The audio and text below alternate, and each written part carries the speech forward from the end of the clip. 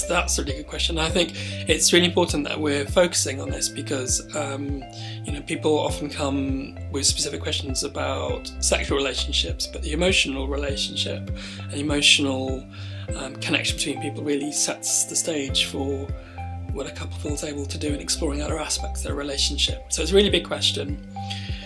Unfortunately, couples get stuck between, say, stroke services that don't prioritise these needs or don't have the skills, but know about stroke, and say a couples therapist, maybe a group like Relate, or a psychosexual therapist that has a lot to offer in terms of couple support, but wouldn't know about the consequences of stroke.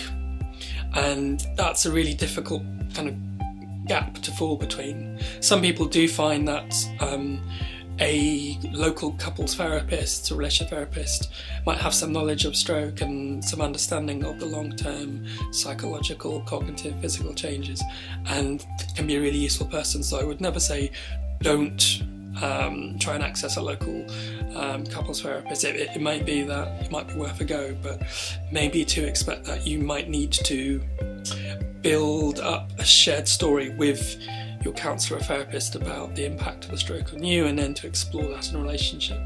Because conversely, it's very unlikely that in a stroke service, clinicians will be equipped to support relationships, but then they might offer some support that indirectly supports relationships around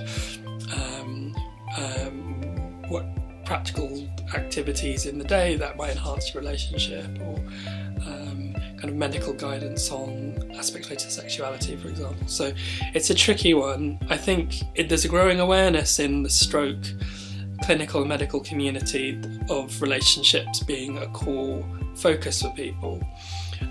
So it's worth maybe going to GP, exploring both sides.